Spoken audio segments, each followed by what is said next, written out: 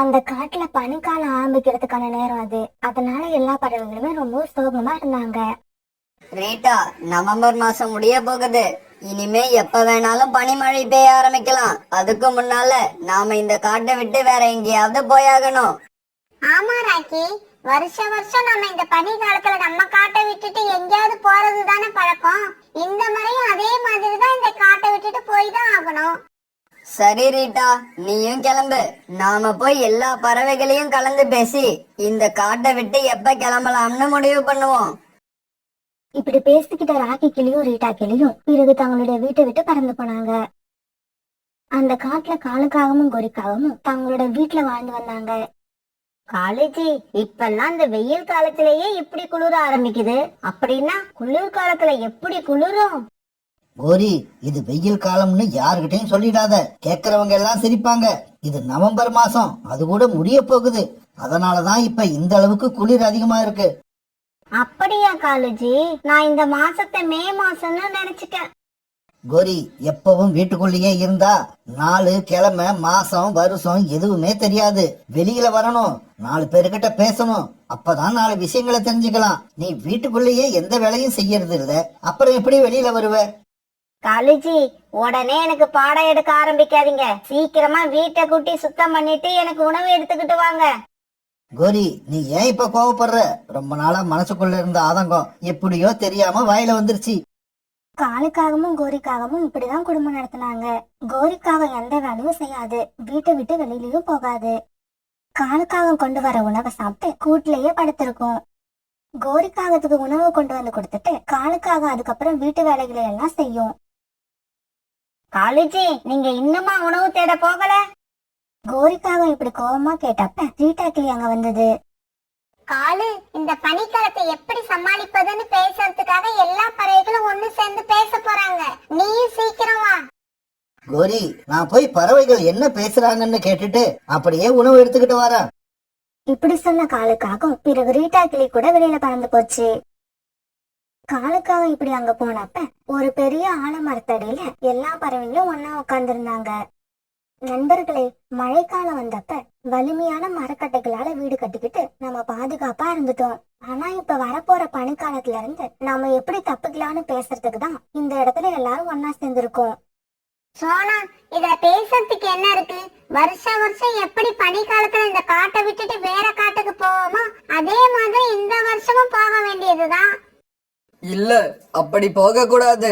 அப்படி நாம வேற காட்டுக்கு போயிட்டு திரும்பி வந்து பார்க்கும்போது பராமரிப்பு இல்லாததால நாம கஷ்டப்பட்டு கட்டின வீடெல்லாம் இடிஞ்சு கீழே விழுந்துருது.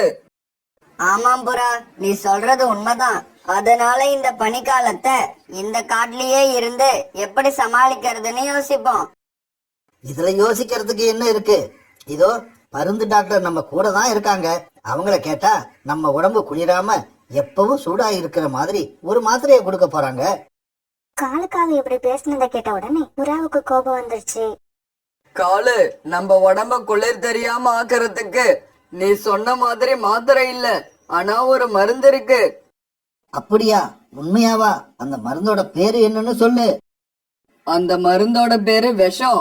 அத குடிச்சிட்டு நீ படுத்துட்டீனா அதுக்கப்புறம் இந்த காட்டுல மழை பெஞ்சாலும் சரி பனி பெஞ்சாலும் சரி உனக்கு எதுவுமே தெரியாது. உனக்கு அது வேணும்னா சொல்லு, அதை தேடி நீ எங்கேயும் அலைய வேண்டாம், நானே வாங்கிக்கிட்டு வந்து தரேன். காலு, புறா, நாம முக்கியமான விஷயத்த பேசுறதுக்காக இந்த இடத்துல கூடியிருக்கோம். தேவையில்லாததையெல்லாம் இங்க பேசாதீங்க. இங்க பாருங்க, இந்த பனிக்காலத்தை நாம இந்த காட்டுல இருந்தே சமாளிக்கிறதுக்கு என் மனசுல ஒரு யோசனை இருக்கு. சோனா, உன் மனசுல உள்ள யோசனை என்னன்னு சொல்லு. அந்த யோசனை நல்லா இருந்தா எல்லாரும் அதையே ஃபாலோ பண்ணுவோம். நாம எல்லாருமே இந்த காட்டுல இருக்கிற வயல்ல உள்ள காஞ்ச வைக்கோலை சேகரிச்சு கொண்டு வருவோம். அப்படி எடுத்துட்டு வர வைக்கோலை நம்ம வீட்டு மேலையும் கதவு ஜன்னல் இப்படி எல்லா இடத்துலயும் வச்சு கட்டிட்டோம்னா வீட்டுக்குள்ள இருக்கிறப்ப நம்மள குளிர் தாக்காது. நம்ம வீடு எப்பவும் சூடா கதகதப்பா இருக்கும். சோனா, உன்னோட யோசனை நல்லாதான் இருக்கு. ஆனா எல்லா பறவைகளுக்கும் தேவையான வைக்கோல் இந்த காட்டுல நமக்கு கிடைக்குமா? எனக்கு என்னவோ இந்த வேலை ரொம்பவும் கஷ்டமா இருக்கும்னு தோணுது. அதனால வேற யாராவது நல்ல யோசனையா சொல்லுங்க.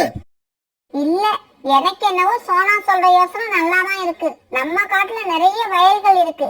அதனால நாம எல்லாருக்கும் தேவையான வைக்கோல் நம்ம காட்டுலயே கண்டிப்பா கிடைக்கும்.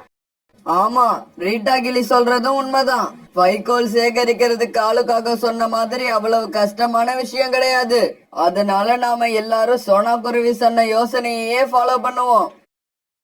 பிறகு சோனா குருவி சொன்ன யோசனைய எல்லாரும் ஏத்துக்கிட்டு அந்த இடத்த விட்டு கலைஞ்சு போனாங்க.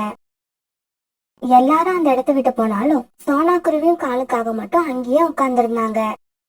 ஏன் இப்படி நடக்குது? நான் என்ன யோசனை சொன்னாலும் இந்த காட்டுல உள்ள எந்த பறவையும் அதை ஒத்துக்கிறதே இல்ல. என்னோட வீட்டுக்கு தேவையான வைக்கோலை நான் மட்டும் எப்படி தனியா போய் சேகரிக்க முடியும்? காலண்ணா, முயற்சி பண்ணாமலேயே முடியாதுன்னு நீங்க எப்படி சொல்றீங்க? குறைஞ்சபட்சம் ஒரு தடவை முயற்சி பண்ணி பாருங்க. சோனா, என்னோட நிலைமைய ஒரு நிமிஷம் நினைச்சு பாரு. எல்லா பறவைகள் வீட்லயும் வைக்கோல் சேகரிக்க கணவன் மனைவி 2 பேருமே போவாங்க. வைக்கோலை சேகரிச்சு கொண்டு வருவாங்க. ஆனா என்னோட நிலைமை அப்படி இல்ல. கோரி எப்படின்னு உனக்கே தெரியும். வீட்டை விட்டு வெளியவும் வரமாட்டா, வீட்டுக்குள்ளேயும் எந்த வேலையும் செய்ய மாட்டா. காலண்ணா, இந்த மாதிரி சமயத்துல யாரா இருந்தாலும் கூட வந்து உதவி செய்வாங்க. நீங்க கோரியாக்கா கிட்ட வைக்கோல் சேகரிக்க நீ என் கூட வரணும்னு ஒரு தடவை கூப்பிட்டு பாருங்க. அவங்க கண்டிப்பா வருவாங்க. ஏன்னா பனிக்காலத்தை சமாளிக்கிறது எவ்வளவு கஷ்டம்னு அவங்களுக்கு தெரியும். இப்படி சொன்ன சோனா குருவி அந்த இடத்த விட்டு பறந்து போயிடுச்சு. சோனா, கோரிக்காகத்தை பத்தி உங்க எல்லாரையும் விட எனக்கு தான் நல்லா தெரியும். இருந்தாலும் நீ சொல்றியேன்னு நானும் போய் கேட்டு பாக்குறேன். கோரி, இந்த பனிக்காலத்தை சமாளிக்க நிறைய காஞ்ச வைக்கோல்களை சேகரிக்க சொல்லி சோனா குருவி சொன்ன யோசனைய எல்லா பறவைகளும் ஏத்துக்கிட்டாங்க. என்னது, வைக்கோலை சேகரிக்கணுமா? எதுக்காக? அந்த மாதிரி வைக்கோலை சேகரிச்சுக்கிட்டு வந்து நம்ம வீட்டு கூரை, கதவு, ஜன்னல் இப்படி எல்லாத்தையும் வைக்கோலால மூடி வைக்கணும். அப்படி வச்சா வீட்டுக்குள்ள இருக்கிற நமக்கு குளிரே தெரியாது. எப்பவும் வீடு கதகதப்பா இருக்கும். காலுஜி, சோனா குருவி சொன்னது நல்ல யோசனை தான். சீக்கிரமா போய் சோனா குருவி சொன்ன மாதிரியே நிறைய வைக்கோல்களை சேகரிச்சுக்கிட்டு வாங்க. ஏன்னா காட்டுல உள்ள எல்லா பறவைகளும் இப்ப வைக்கோலை சேகரிக்க போய்கிட்டு இருக்காங்க. நீங்க லேட் ஆக்கிட்டீங்கன்னா நமக்கு அப்புறம் வைக்கோல் கிடைக்காது. கோரி, நீ சொல்றத நானும் ஏத்துக்கிறேன். ஆனா நான் தனியா போய் எப்படி இவ்வளவு வைக்கோலை சேகரிக்க முடியும்? நாம 2 பேரும் போய் வைக்கோலை சேகரிச்சா நாம நினைச்ச மாதிரி சீக்கிரமா வைக்கோலை சேகரிக்கலாம். என்னது, வைக்கோல் சேகரிக்க நான் உங்க கூட வரணுமா? காலுஜி, உங்களுக்கெல்லாம் மனசாட்சி இருக்கா? கல்யாணம் பண்ணனப்ப என்ன கண் கலங்காம பார்த்து பண்ண சொன்னீங்களா இல்லையா? கோரி, நான் அப்படி சொன்னதான். இருந்தாலும் நான் அப்படி சொன்னதுக்கும் நீ இப்படி வைக்கோல் சேகரிக்க வராம இருக்கிறதுக்கும் என்ன சம்பந்தம்? காலுஜி, எனக்கு யாராவது ஏதாவது வேலை செய்ய சொன்னா என் கண்ணுல இருந்து கண்ணீர் வந்துடுது. அதனாலயே நான் இதுவரைக்கும் எந்த வேலையும் பார்த்ததே இல்ல. இதுக்கப்புறமும் பார்க்க போவதும் இல்ல. என் பேரு கோரி. இந்த கோரி கடைசி வரைக்கும் எந்த வேலையும் பார்க்க மாட்டா. கோரி, இப்ப நீ வைக்கோல் சேகரிக்க வரலன்னா நானும் போக மாட்டேன். நாம 2 பேருமே பனிமலை கொட்டுறப்ப இந்த வீட்டுக்குள்ளேயே அடைஞ்சு கிடந்து செத்து போயிடுவோம். அப்பதான் உனக்கு புத்தி வரும். கோரி, நீயே யோசிச்சு பாரு. காலையில எழுந்திருச்ச உடனே அவசரமா உணவு தேட போற. அங்கேயும் இங்கேயும் அலைஞ்சு தெரிஞ்சு உணவு தேடி எடுத்துக்கிட்டு வந்து அதுக்கப்புறம் வீட்டுல உள்ள வேலைகள் எல்லாத்தையும் பாக்குறேன். ஆனா நீ மகாராணி மாதிரி அந்த கூட்டை விட்டு கீழே இறங்குறதே இல்ல. இப்படி எல்லா வேலையும் செஞ்சு நானே உயிர் வாழ்றதுக்கு பேசாம செத்து போயிடலாம். காலேஜி, இவ்வளவு சீக்கிரமா உங்களுக்கு செத்து போகணும்னு ஆசை வந்தா செத்து போங்க. அத பத்தி நான் கவலைப்படல. சாகறதுக்கு முன்னாடி இந்த குளிர்ல இருந்து நான் தப்பிக்கிறதுக்கு நிறைய வைக்கோலை சேகரிச்சு கொண்டு வந்து வச்சுட்டு அப்புறம் செத்து போங்க. ஏன்னா இந்த வயசுல செத்து போறதுக்கு எனக்கு இஷ்டம் இல்ல. கோரியோட இந்த பேச்சை கேட்டுட்டு காலுக்காக கோவமா வீட்டை விட்டு வெளியில வந்தது. அப்படி வெளியில வந்து பார்த்தப்ப சோனா குருவி வீட்டு வாசல்ல நின்னுகிட்டு இருந்தது. சோனா, நீ எப்ப வந்த? ஏன் வீட்டுக்குள்ள வராம இங்கேயே நிக்கிற? காலண்ணா, நான் எப்பவும் வந்துட்டேன். நீங்களும் கோரியக்காவும் பேசுறது எல்லாத்தையும் கேட்டுட்டு தான் இருந்தேன். உங்களை நினைச்சா எனக்கே ரொம்ப பாவமா இருக்கு. சோனா, கோரியும் நானும் பேசிக்கிட்டு இருந்ததெல்லாம் கேட்டியா? அப்படி கேட்டு இருந்தீன்னா எங்க வீட்டுல என்ன நடக்குதுன்னு உனக்கு நல்லா புரிஞ்சிருக்கும். நல்லா புரிஞ்சிருச்சு காலண்ணா. கோரியக்கா உங்களுக்கு கொஞ்சம் கூட மதிப்பு கொடுக்கறது இல்லைன்னு புரிஞ்சிருச்சு. புரிஞ்சிருச்சு இல்ல? அத மனசுலயே வச்சுக்க. இப்படி வாய் விட்டு சொல்லாத. நீ அத சொல்லி நான் கேக்குறப்ப எனக்கு மனசு ரொம்ப கஷ்டமா இருக்கு. காலண்ணா, நீங்க கோரியக்காவை திருத்தறதுக்கு எந்த முயற்சியும் எடுக்கலையா? நீ வேற சோனா. ஆரம்பத்துல கோரி கிட்ட கொஞ்ச நாள் கோபப்பட்டு பார்த்தேன். அதோட பின் விளைவுகள் ரொம்ப மோசமா இருந்தது. அதுக்கப்புறம் தான் அன்பு காட்டி கோரிய திருத்தலாங்கிற முடிவுக்கு வந்தேன். உணவு தேட நானே போனேன். பிறகு வீட்டுல வந்து வீட்டு வேலைகளையும் பார்க்க ஆரம்பிச்சேன். எல்லா வேலைகளையும் முடிச்சதுக்கு அப்புறம் வீட்டை நானே சுத்தமும் பண்ணுனேன். நீங்க இவ்வளவு வேலையும் பார்க்கும்போது கோரி அக்கா வேடிக்கை பார்த்துட்டா இருப்பாங்க, எதுவும் சொல்ல மாட்டாங்களா? சொல்லுவா. என்ன தெரியுமா சொல்லுவா? காலேஜி, நீங்க நிறைய வேலை பாக்குறீங்க, ஆனா ஒரு வேலையை கூட ஒழுங்கா பார்க்க மாட்டேங்கிறீங்கன்னு சொல்லுவா. காலண்ணா, கோரி அக்கா மேல நீங்க காட்டுற அன்பை அவங்க மிஸ்யூஸ் பண்றாங்க. நம்ம வாயால எவ்வளவுதான் எடுத்து சொன்னாலும் நாம செய்யறது தப்புன்னு அவங்களுக்கு புரியாது. வேற ஏதாவது பிளான் பண்ணி தான் அவங்கள மாத்தணும். சோனா, கோரியை எப்படியாவது திருத்தி ஆகணும். அதுக்கு என்ன பண்ணலாம்னு சொல்லு. பிறகு காலுக்காக என்ன செய்யணும்னு சோனா குருவி அதோட காதுல சொல்லுச்சு. சோனா, நாம இப்படி செஞ்சா கோரி மாறிடுவாளா? காலண்ணா, முயற்சி பண்ணி பாப்போம். சும்மா இருக்கிறதுக்கு முயற்சி பண்ணி பாக்குறது நல்லது இல்லையா? ஓகே சோனா, நீ சொல்றபடி நான் செய்யறேன். எது நடக்குதோ அதுவே நடக்கட்டும். சோனா குருவி கூட இப்படி பேசின காலுக்காகவும் பிறகு தன்னோட வீட்டுக்கு போச்சு. ஆனா காலுக்காகம் வீட்டுக்கு போகும்போது கோரிக்காகம் கொரட்டை விட்டு தூங்கிட்டு இருந்தது. கோரி, உனக்கு மட்டும்தான் தூங்க தெரியுமா? இப்ப பாரு, நானும் தூங்குறேன். இப்படி சொன்ன காலுக்காகம் ஒரு கூட்டுல ஏறி படுத்து தூங்க ஆரம்பிச்சது. அப்ப பாதி ராத்திரி ஆச்சு. சாப்பிடாம படுத்ததால கோரிக்கு வயித்துல பசி உண்டாயிடுச்சு. உடனே கோரிக்காகம் எந்திரிச்சு உட்காந்துது. இப்படி எந்திரிச்சு உட்கார்ந்த கோரிக்காகம் காலுக்காக தூங்கிட்டு இருக்கத பார்த்துட்டு ஆச்சரியமாயிடுச்சு. இந்த காலேஜுக்கு என்னாச்சு? எப்பவுமே உணவு தேடிட்டு வந்ததுக்கு அப்புறம் என்னை எழுப்பி விட்டு சாப்பிட வச்சதுக்கு அப்புறம் தான் என்னை தூங்க வைக்கும். இன்னைக்கு என்ன எதுவுமே செய்யாம படுத்து தூங்கிக்கிட்டு இருக்கு? இப்படி உணவு எங்க இருக்குன்னு தேடி தேடி பார்த்தது. ஆனா கோரியோட கண்ணுக்கு உணவு எங்கேயுமே தென்படல.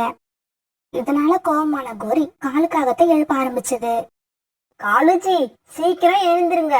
எனக்கு ராத்திரி சாப்பாடு எங்க வச்சிருக்கீங்க? அத சொல்லிட்டு தான் தூங்கி தொலைங்களேன். கோரிக்காக இப்படி கோபமா கத்தின உடனே காலுக்காக அவசரமா எந்திரிச்சது. கோரி, பகல் பூரா வேலை பார்க்கறதுக்கு நேரம் சரியா போயிடுச்சு. ராத்திரியில கொஞ்சம் நிம்மதியா தூங்கலாம்னா அதுவும் உன்னால இப்ப கெட்டு போகுது. காலுஜி, வழக்கம் போல ராத்திரி சாப்பாட்டை என்னோட கூட்டுல வச்சுட்டு படுத்திருந்தீங்கன்னா உங்களை யாரு எழுப்ப போறா? சாப்பாடு எங்க இருக்கு? சீக்கிரம் சொல்லுங்க. கோரி, இன்னைக்கு பகல் பூரா வேலை பார்த்ததுல என்னோட உடம்பு ரொம்ப களைச்சு போயிடுச்சு. அதனால இன்னைக்கு நான் உணவு தேடி எடுத்துக்கிட்டு வரல. நாளையில இருந்து தயவு செய்து நீ வீட்டு வேலையை பாரு. அப்பதான் என்னால உணவு தேடி எடுத்துக்கிட்டு வர முடியும். ஓஹோ, அப்படியா சேதி? நான் வீட்டு வேலையை பார்க்க மாட்டேன்னு சொல்லிட்டா என்ன பண்ணுவீங்க?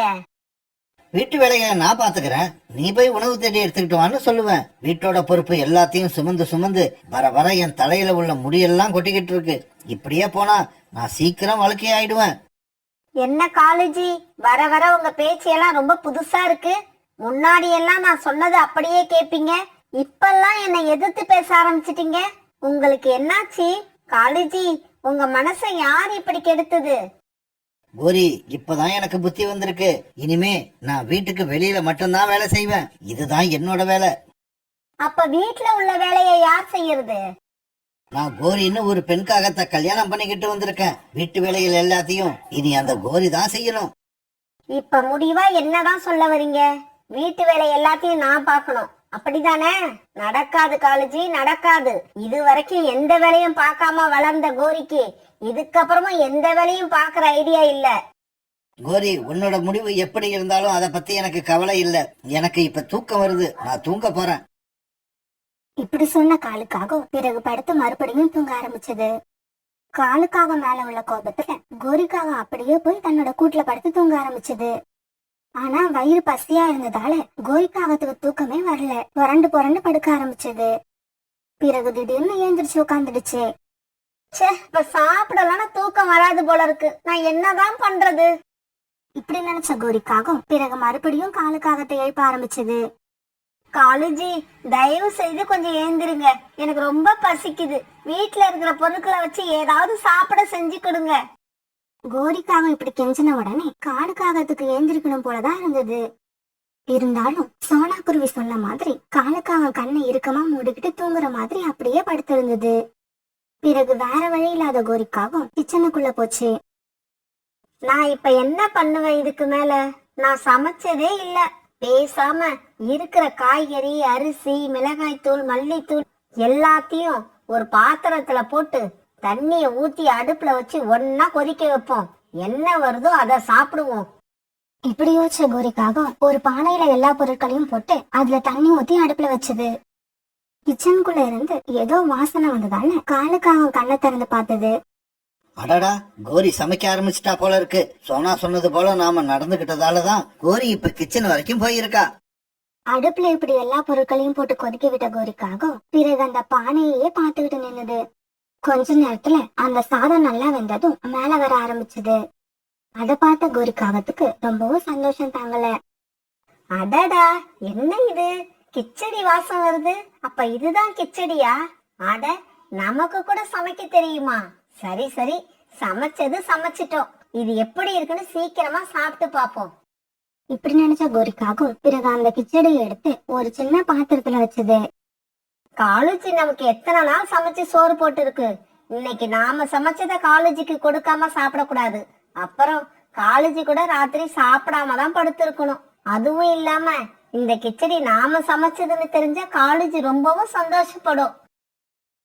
இப்படி நினைச்ச கோரிக்காகும் தான் செஞ்ச கிச்சடியை எடுத்துக்கிட்டு காலுக்காகத்துக்கிட்ட போச்சு. காலேஜி, கொஞ்சம் எழுந்திருங்க. இந்த கிச்சடியை சாப்பிட்டுட்டு அப்புறம் படுத்து தூங்குங்க. கோரியோட குரலை கேட்டதும் தூக்கத்துல இருந்து எழுந்திருக்கிற மாதிரி கண் விழிச்சிட்டு படுத்திருந்த காலுக்காக எழுந்திரிச்சு உட்காந்தது. இப்படி எழுந்திரிச்சு உட்கார்ந்த காலுக்காகும் அங்க இருந்த கிச்சடி கிண்ணத்தை பார்த்துட்டு இப்படி பேசிச்சு. கோரி, இந்த ராத்திரியில இந்த கிச்சடியை யார் கொண்டு வந்து கொடுத்தது? காலேஜி, என்ன இப்படி கேட்டுட்டீங்க? இதை யாரும் கொண்டு வந்து கொடுக்கல. இந்த கிச்சடியை நான் தான் சமைச்சு எடுத்துக்கிட்டு வந்தேன். கோரி, உண்மையாவா? உனக்குதான் சமைக்கவே தெரியாதே, அப்புறம் எப்படி இந்த கிச்சடியை செஞ்ச? காலேஜி, இந்த காய்கறி, அரிசி, மசாலா எல்லாத்தையும் ஒரு பானையில போட்டு தண்ணிய ஊத்தி கொதிக்க வச்சேன். என்ன ஆச்சரியம், கடைசியா இந்த கிச்சடி வந்துருச்சு. எப்படியோ கோரி, கடைசியா நீயும் சமைக்க ஆரம்பிச்சிட்ட. வா, இந்த கிச்சடியை நாம 2 பேரும் சேர்ந்து சாப்பிடுவோம். பிறகு காலுக்காகவும் கோரிக்காகவும் சேர்ந்து அந்த கிச்சடியை சாப்பிட்டாங்க. இப்படி இவங்க கிச்சடியை சாப்பிட்டுட்டு இருக்கும் போது மறுநாள் பொழுது விடிஞ்சிருச்சு. கோரி, நாம 2 பேரும் பேசிக்கிட்டு இருந்ததுல பொழுது போனதே தெரியல. பாரு, மறுநாள் பொழுது விடிஞ்சிருச்சு. ஆமா காலேஜி, சரி நீங்க குளிச்சிட்டு வேலைக்கு கிளம்புங்க. இன்னையில இருந்து வீட்டு வேலைகளை நானே பாத்துக்கிறேன். நேத்து ராத்திரி தான் யோசிச்சு பார்த்தேன். வேலைக்கும் போயிட்டு வந்து வீட்டு வேலையும் செஞ்சா எவ்வளவு கஷ்டமா இருக்கும்னு எனக்கு அப்பதான் தெரிஞ்சுது. இனிமே வீட்டுல சும்மா உட்கார்ந்து இருக்காம எல்லா வேலைகளையும் பார்த்து வைக்கிறேன். சாயங்காலம் நீங்க வந்ததுக்கு அப்புறம் நாம 2 பேரும் சேர்ந்து போய் வைக்கோலை சேகரிச்சு கொண்டு வருவோம். கோரி, இது உண்மையிலேயே நீதானா? நீ பேசுறதெல்லாம் உண்மையா? இல்ல சமீபத்துல உனக்கு ஏதாவது தலையில அடிபட்டுதா? காலேஜி, நீங்க பாக்குறதெல்லாம் கனவு கிடையாது, உண்மைதான். உங்க கோரி இப்ப முன்ன மாதிரி இல்ல, அடியோட மாறிட்டேன். கோரி இப்படி மனசு மாறினதை பார்த்து காலுக்காகத்துக்கு ரொம்ப சந்தோஷமா ஆயிடுச்சு. கோரி, நீ இதே மனசோட இரு. சாயங்காலமா நான் சீக்கிரமா வந்துடுறேன். அதுக்கப்புறம் நாம வைக்கோல் சேகரிக்க போவோம். நான் திரும்பி வர்றதுக்குள்ள நீ மனசு மாறிடாத. இப்படி நினைச்ச காலுக்காகவும் தான் வேலை செய்யற இடத்துக்கு பறந்து போச்சு. பிறகு அன்னைக்கு சாயங்காலம் காலுக்காகவும் கோரிக்காகவும் பேசிக்கிட்ட மாதிரியே வைக்கோலை சேகரிக்க அந்த காட்டுக்குள்ள பறந்து போனாங்க. இவங்க 2 பேரும் இப்படி வைக்கோல் சேகரிக்க வந்த ஒரு இடத்துல புறாவையும் ரீட்டாக்கிலையும் பார்த்தாங்க. என்ன கோரி, உன்னை இங்க பாக்குறதுக்கு ஆச்சரியமா இருக்கு. வீட்டை விட்டு வெளியில கிளம்ப மாட்டியே, எப்படி இன்னைக்கு வெளியில கிளம்பி வந்த? ஏ அழுக்கு புறாவே, நான் வீட்லயே உட்கார்ந்து இருந்தேன்னா எங்களுக்கு தேவையான வைக்கோலை யார் சேகரிச்சு கொண்டு வர்றது? நீ சேகரிச்சு கொண்டு வருவியா? என்ன இது, கோரியோட பேச்செல்லாம் புதுசா இருக்கு. பார்த்தா பழைய கோரி மாதிரி தெரியலையே. ஆமா ரீட்டா, நான் பழைய கோரி இல்ல, புது கோரி. நான் வெளியே வராம உங்கள மாதிரி பறவைகளுக்கெல்லாம் வாய் வளர்ந்து போயிடுச்சுன்னு கேள்விப்பட்டேன். அதை நறுக்கிறதுக்கு தான் இப்ப நான் வெளியே வந்தேன். புறா, ரீட்டா, ஏன் இப்படி 2 பேரும் என் மனைவி கிட்ட வம்பு இழுக்கிறீங்க? முதல் இப்பதான் அவளை வெளியில அழைச்சிக்கிட்டு வந்திருக்கேன். கோரி கிட்ட வாங்கி கட்டிக்காதீங்க, போங்க இங்க இருந்து. பிறகு ஒரு வயல்ல போய் காலுக்காகவும் கோரிக்காகவும் அங்க இருந்த வைக்கோல்களை எடுத்து சேகரிக்க ஆரம்பிச்சாங்க. அந்த சமயத்துல சோனாக்குருவி அங்க வந்தது. காலன்னா கோரி அக்கா, நீங்க 2 பேரும் இப்படி ஒன்னா வேலை செய்யறத பார்த்தா எனக்கு ரொம்ப சந்தோஷமா இருக்கு. பாக்குற உனக்கு சந்தோஷமா தான் இருக்கும் சோனா, செய்யறவங்களுக்கு தான் கஷ்டமா இருக்கும். கோரி அக்கா, இவ்வளவு நேரம் நானும் வைக்கோலை சேகரிச்சு வீட்டுல கொண்டு போய் வச்சுட்டு தான் வரேன். கோரி அக்கா, உங்க மனசுல இவ்வளவு பெரிய மாற்றம் எப்படி வந்தது? அது வேற ஒண்ணும் இல்ல சோனா, நீ சொன்ன மாதிரி ஒரே ஒரு வேளை பட்டினி போட்டேன், அதுல வந்த மாற்றம் தான் இது.